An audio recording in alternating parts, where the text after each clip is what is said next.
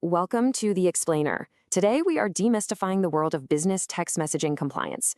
You know all those texts businesses send you? That's called application to person, or A2P messaging. And we're going to break down a really important framework called 10DLC to figure out why it exists and how your business can get it right. So, have you ever sent a really important message to a customer, you hit send, and then nothing? It just disappears? Well, if you've ever wondered why that's happening, you have come to exactly the right place. We are going to unpack the mystery behind those blocked messages. All right, here's our game plan. We'll start by looking at what things were like before, the chaotic Wild West of SMS. Then we'll meet the new sheriff in town, a system called the Campaign Registry. We'll walk you through how to get verified, how to define your campaigns, and we'll wrap up with the bottom line, why all of this is so critical for your business. To really get why these new rules are in place, we've got to take a step back and look at the problem they were designed to solve. Because before this new system, business texting was, well, it was a total free-for-all. As more and more businesses jumped on the texting bandwagon, mobile carriers just got slammed with a tidal wave of spam. I mean, their networks were getting totally clogged up, and it was becoming a massive headache for absolutely everyone. And here's where it got really serious. All that spam created a huge security risk. Customers couldn't tell the difference between a legitimate appointment reminder and a phishing scam trying to steal their info. You can imagine, the trust people had in text messaging was just plummeting. So, what did the carriers do? They fought back with these super aggressive automated spam filters. But here's the problem. Those filters were basically blunt instruments. They often couldn't tell a scammer from a legitimate local business. And that meant your crucial messages, the important ones, were getting caught in the crossfire and blocked all the time.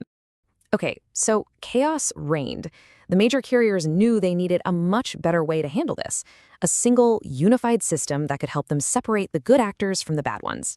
And the solution they came up with is the Campaign Registry, or TCR.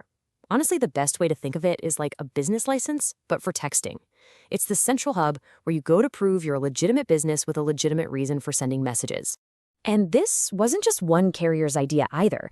The big players, we're talking AT&T, T-Mobile, Verizon, they all got together on this.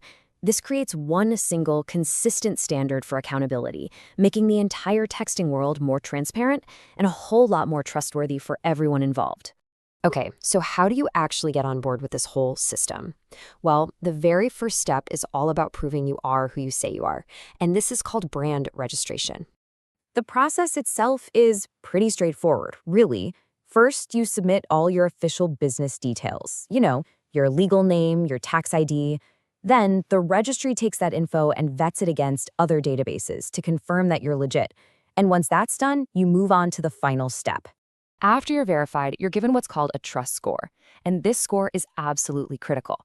It's based on things like how old your business is, your size, and it directly controls how many messages you can send and how likely they are to actually get delivered. A higher score means better performance. It's as simple as that. And let me tell you, the details matter a lot. The source material points out that a full quarter of initial rejections are just because of simple clerical errors. So here's a pro tip. When you're filling out the form, have your official tax document with your legal name and your EIN right in front of you. A mismatch between those two is the absolute #1 reason people fail. So let's move on. Once your brand is verified, you're not done yet. You now have to register each specific campaign, which is just a fancy way of saying you have to define the specific type of messages you plan on sending. Now, this is so important. Clarity is king. You have to describe exactly how your customers agreed to get texts from you. Are they checking a box on your website? Are they texting a keyword to a specific number? Being vague here is a huge red flag, and one of the main reasons campaigns get rejected. You have to be specific. It's also vital that you classify your campaign correctly.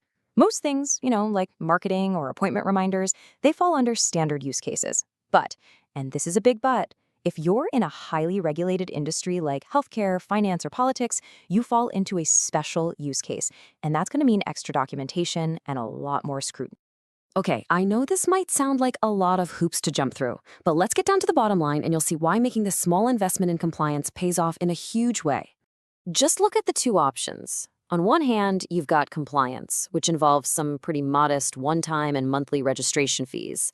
On the other hand, non-compliance. Well, that means your messages get blocked, your reputation gets damaged, and you're looking at potentially staggering fines, thousands of dollars per violation. When you see it laid out like that, the choice is pretty clear. And here is the prize. This is the reward for doing it right.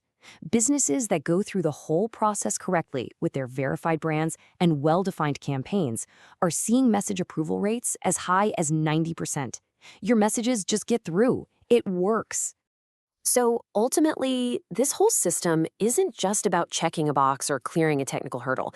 It's really a fundamental shift in thinking. It's about proving to the carriers, and more importantly, to your customers, that you're a trustworthy communicator in a very, very noisy world. So the real question to ask yourself is this: which one are you?